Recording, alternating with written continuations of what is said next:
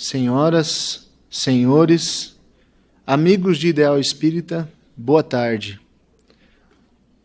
Daremos início agora ao seminário A Visão Espírita sobre a Depressão. A dinâmica dos trabalhos acompanhará a mesma dinâmica do período matutino, aonde nós teremos 4 expositores, um representando a Associação Jurídico Espírita, outro representando a Associação Médico Espírita, um terceiro representando a Associação Brasileira dos Psicólogos Espíritas e o quarto representando a Federação Espírita de Mato Grosso do Sul. Cada expositor terá o tempo de 20 minutos para a sua explanação e, após as exposições, faremos uma pausa para o coffee break. Retornaremos com os debates e perguntas abertas ao público. Para compor a mesa e darmos início aos trabalhos, convido o representante da AGE-MS, o senhor Wellington Gonçalves, juiz do trabalho em São Gabriel do Oeste, membro da ABRAME, Associação Brasileira dos Magistrados Espíritas.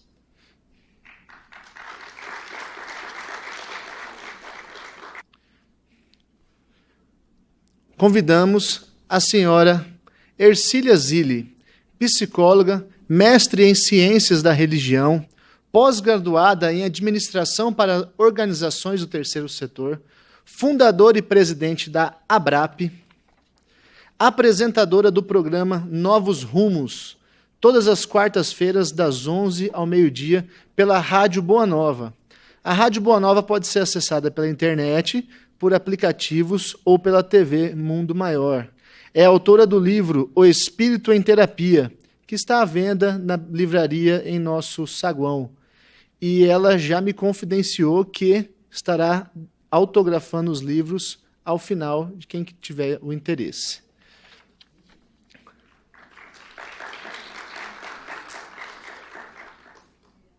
Convidamos, representando a AME-MS, Flávio Braun Fiorda, médico formado pela Faculdade de Ciências Médicas de Santos. Começou os estudos em psiquiatria na Clínica Cristália, em Itapira, São Paulo, e é membro da Associação Brasileira de Psiquiatria.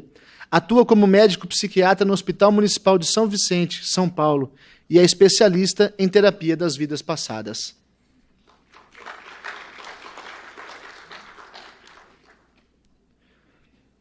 Convidamos também, para falar em nome da Federação Espírita de Mato Grosso do Sul, André Siqueira, que é servidor público hoje no Distrito Federal e é colaborador da Federação Espírita Brasileira.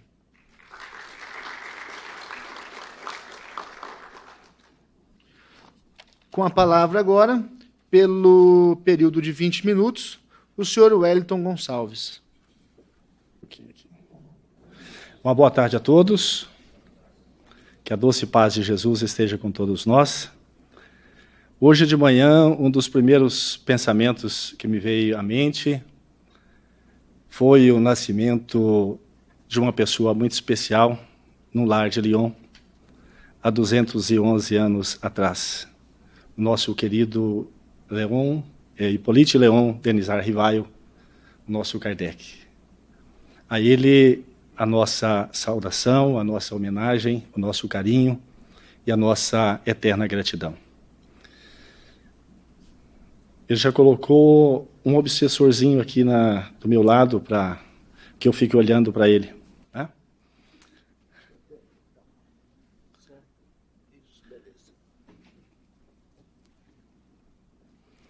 Dentro desse tema, a depressão, nessa visão espírita,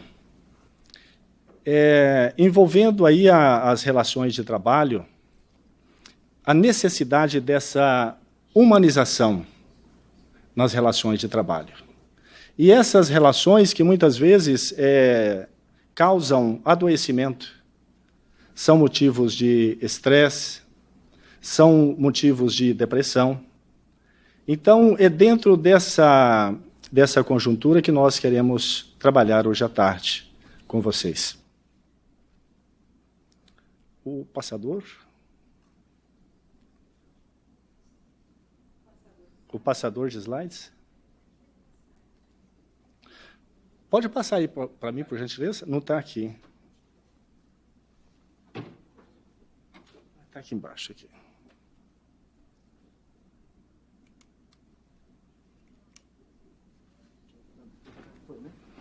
Será que é necessário, em pleno século XXI, nós falarmos em humanização nas relações de trabalho? Eu, sinceramente, gostaria de estar aqui falando com vocês, e no futuro nós vamos estar, falando de angelização nas relações de trabalho. Vai demorar um pouquinho, mas nós vamos chegar lá. Será que nós temos trabalhos ou ambientes de trabalho que são desumanos? Estamos também a falar de uma época pleno século XXI. E nós temos ambientes que são extremamente desumanos, ambientes que são altamente insalubres e que geram adoecimento. Adoecimento, primeiro que nós notamos, é o adoecimento físico e depois o adoecimento psicológico, emocional. São trabalhadores extremamente explorados e com saúde, muitas vezes, precária. Também nos ambientes de carvoaria, também muito insalubre.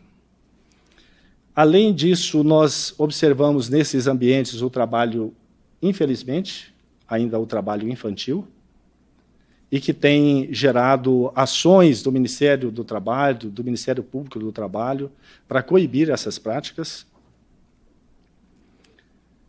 No Nordeste, ainda nós temos o trabalho nos campos de sisal, que também absorve uma mão de obra infantil. E também na minha unidade da Justiça do Trabalho, ainda hoje, nós constatamos muitos pais e mães que lá comparecem querendo autorização para que os seus filhos menores de 16 anos possam trabalhar. E ao falar para um pai ou uma mãe que o melhor para esse jovem é estudar, dificilmente eles entendem isso. É uma realidade ainda do nosso país. Ambientes laborais inóspitos ou degradantes, e nós estamos lidando com isso aqui recentemente, com a duplicação da rodovia da BR-163.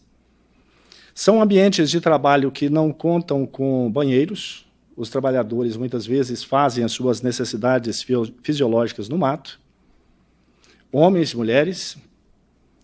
São ambientes que não contam com refeitórios, eles tomam as suas refeições debaixo de máquinas ou debaixo de árvores.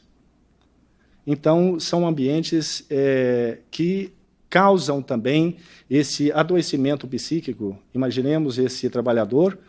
E outro fator ainda são os alojamentos, muitas vezes são simplesmente locais de acúmulo muito grande de pessoas e que não têm uma estrutura adequada. Então, esses casos têm gerado na Justiça do Trabalho muitas ações e, consequentemente, condenações, porque dizem que a parte mais sensível do ser humano é o bolso. Então, é a única maneira de coibir esses abusos, porque esses empregadores sabem que devem proporcionar, está na Constituição, no artigo 7º, um dos direitos dos trabalhadores é um ambiente de trabalho saudável, mas, infelizmente, não proporcionam isso a esses trabalhadores. E também, nesses ambientes, ainda surge a discriminação da mulher, e hoje nós vemos a mulher inserida no mercado de trabalho de uma forma tal que tem mulher trabalhando de pedreiro, de servente de pedreiro, carpinteiro. Então, é cada vez maior a inserção da mulher. No meu concurso de juiz do trabalho, em 1993, de 12 pessoas aprovadas, tinha apenas uma mulher. A realidade de hoje é um número maior de mulheres do que de homens. E até nós estamos pensando em entrar com um projeto de lei para reservar o número de vagas para nós, homens, para que, pelo menos, a gente fique com uma cota, né, da metade.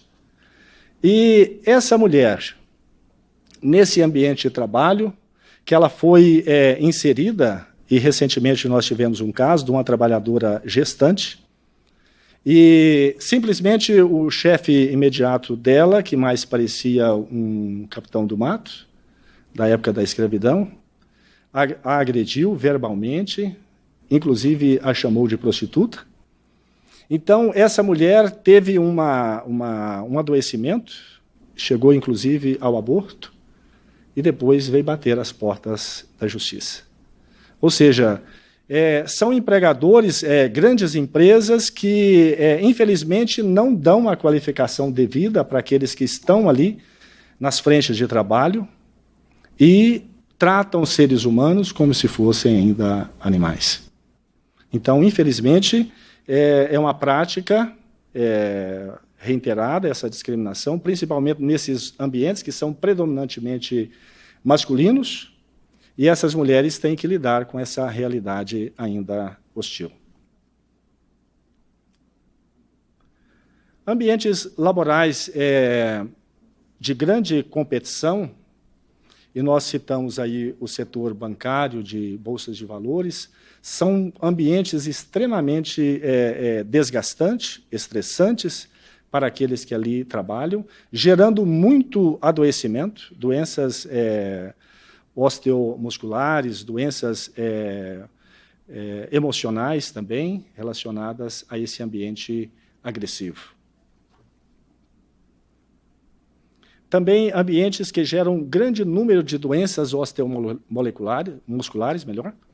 E aí nós nos referimos especialmente ao trabalho em frigoríficos, de movimentos repetitivos, Ler, Dort. Então, essas pessoas acabam, depois de lesadas, aí sim vão bater as portas da justiça. E eu me lembro de uma senhora, isso quando eu estava em Nova Andradina, ela teve o rompimento de um tendão no ombro, no braço ela era destra. E essa senhora, por incrível que pareça, ela chegou e me disse assim, olha, eu não consigo pegar um copo d'água, eu não consigo segurar uma xícara de café. E é interessante que, na época, eu olhei para aquela senhora e falei assim, pensei comigo, será que não há um exagero dela ao afirmar que não consegue assim segurar um copo d'água, uma xícara de café? Mas Deus é tão bom que, alguns anos depois, eu também tive uma lesão no ombro, e aí eu vi que aquela senhora realmente estava falando a verdade. Então, muitas vezes, para nós avaliarmos a dor do outro, é preciso que nós também a sintamos. E essa senhora, nós conseguimos uma conciliação, de modo que a empresa patrocinasse uma cirurgia para a reconstituição desse tendão do ombro. E vocês não imaginam a alegria dessa senhora ao final, e ela dizer que estava bem, tinha até arrumado um namorado, já estava até querendo se casar. Né? Então, para mim também, uma satisfação pessoal muito grande ao proporcionar àquela pessoa, não uma satisfação em dinheiro, mas uma satisfação em termos de qualidade de vida. Ela voltar a fazer simples tarefas domésticas que antes ela não conseguia. Então, são ambientes que precisam de uma atenção muito especial da Justiça do Trabalho, do Ministério Público do Trabalho, para que esses casos não aconteçam. Também ambientes laborais com cobranças excessivas e sobrecargas de trabalho. E isso acontece muito mais do que nós imaginamos. E aqui em Campo Grande, nós tivemos um caso de um trabalhador que simplesmente infartou.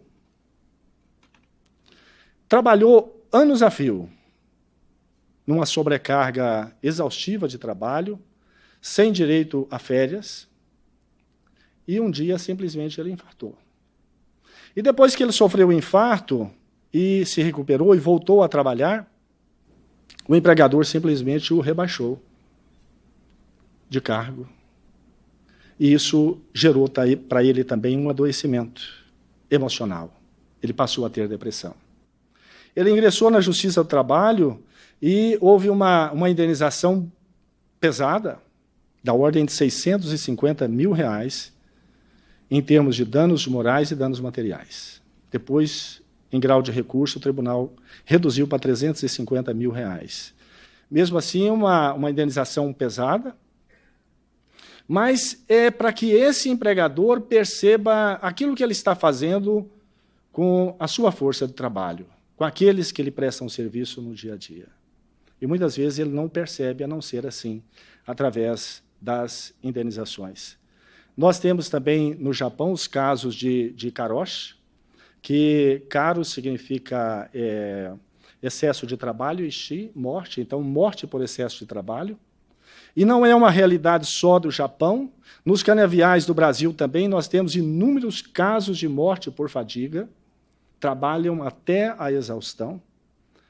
Nós temos também os caminhoneiros que no Brasil rodam 14, 16, 18, 20 horas por dia. E uma atitude perversa nessa prática, porque eles ganham por comissão. E quanto mais eles trabalham, mais eles ganham, e também a empresa mais ganha, mais eles estão mais sujeitos a riscos, estão mais sujeitos a acidentes, e acontecem. Muitos deles vivem à base de rebite ou à base de outras drogas, e causando acidentes, perdendo a própria vida e tirando a vida também de outras pessoas. Ambientes laborais muito rígidos e agressivos são ambientes que lembram os feitores da época da escravidão. E o que eu vou lhes falar, não se assustem, porque nós tivemos no Brasil uma loja de departamentos que ela simplesmente exigia que as caixas, as operadoras de caixa, usassem fraldas para não irem ao banheiro. Tinham que fazer as suas necessidades fisiológicas, principalmente a micção, nas fraldas. Isso foi objeto de uma ação do Ministério Público do Trabalho, que fez com que essa empresa não só corrigisse essa prática, mas a condenou numa indenização de alto valor. Então, o que a gente, às vezes, fica perplexo, né? A perplexidade do Décio na parte da manhã em relação ao aborto, e para nós também, que lidamos com as relações de trabalho no dia a dia, muitas vezes nós ficamos perplexos. Como é que um ser humano engendra uma situação dessa? Botar fraldas nas operadoras de caixa para que não possam se ausentar do posto para ir ao banheiro.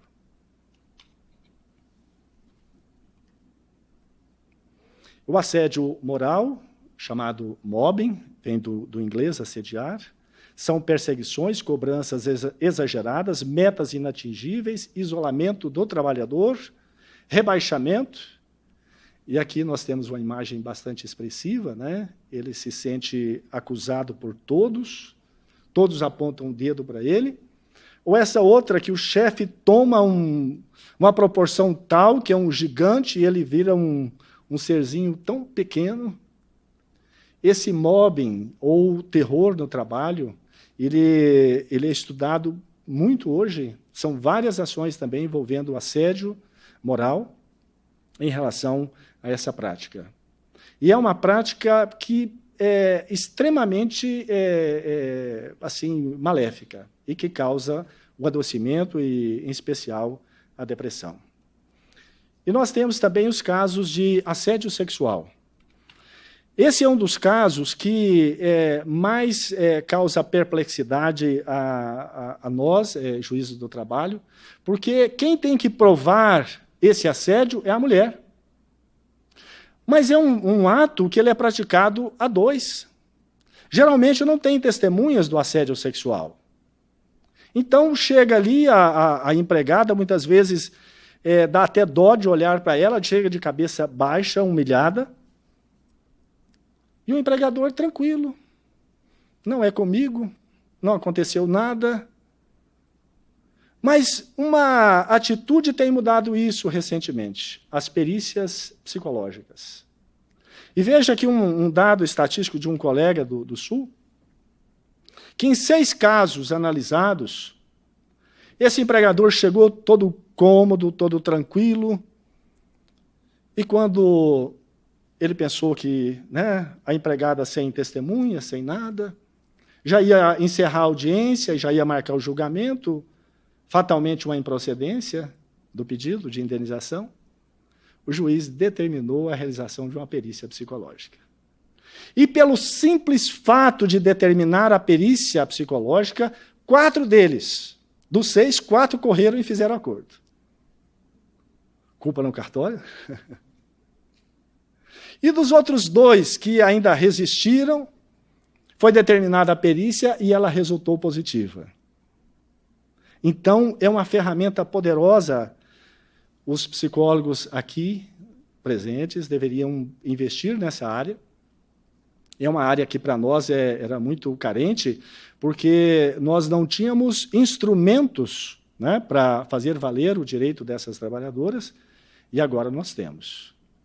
Então, isso tem gerado um alento em relação a esses episódios.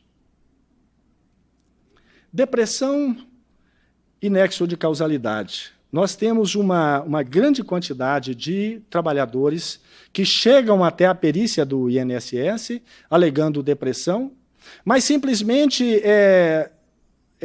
não consegue se estabelecer um nexo causal entre aquela doença, aquele sintoma, e o trabalho que a pessoa exercia na empresa. Então, não conseguindo estabelecer esse nexo causal, a depressão ela é tratada como uma doença de fatores pessoais ou familiares, e, consequentemente, esse trabalhador ele não vai ter o direito ao FGTS durante o período de afastamento e, muito mais, ele não vai ter a estabilidade quando ele retornar da licença. E veja que trabalhadores, muitos deles, só em pensar em retornar ao trabalho, ele já adoece novamente. Ou seja, o trabalho claramente é o fator gerador daquela enfermidade, mas, uma vez não estabelecido esse nexo causal, é tratado como doença com outros fatores que não sejam o trabalho. Então, isso gera um prejuízo muito grande para o trabalhador e, muitas vezes, ele é dispensado após essa licença. E também o trabalho de enfermagem em hospitais psiquiátricos e UTIs também é um fator de adoecimento, porque essas pessoas lidam com doentes psiquiátricos, lidam com pessoas que estão em estado terminal, e muitas vezes a grande dificuldade desses profissionais, sejam eles da área de enfermagem ou da área médica, é lidar com a morte. É difícil lidar com a morte.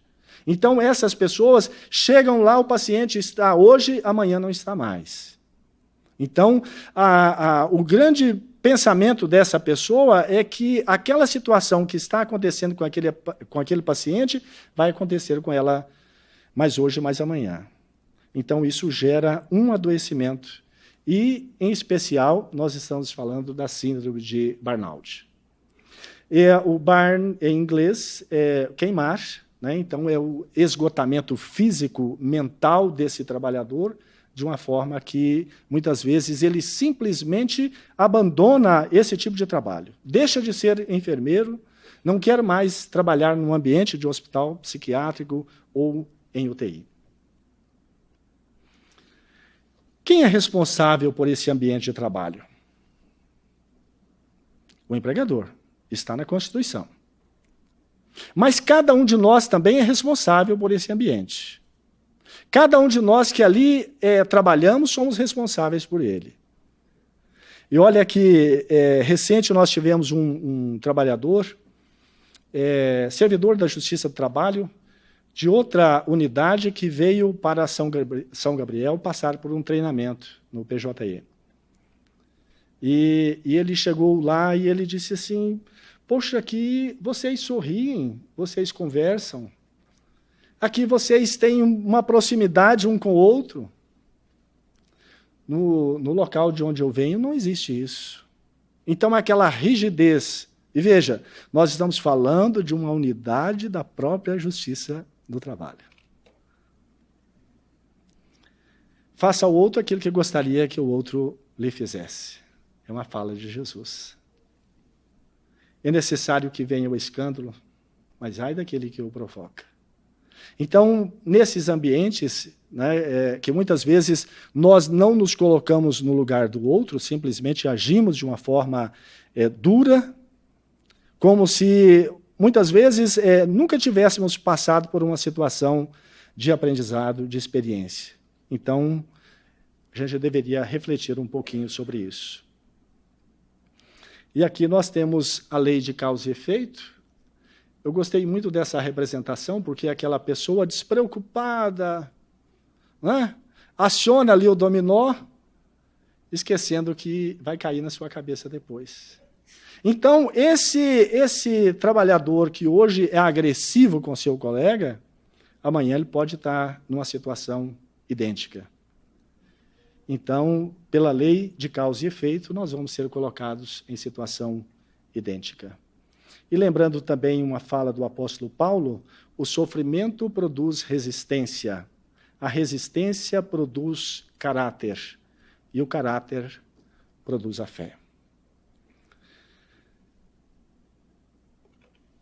Eu vou gastar apenas um minutinho aqui para a gente ilustrar isso.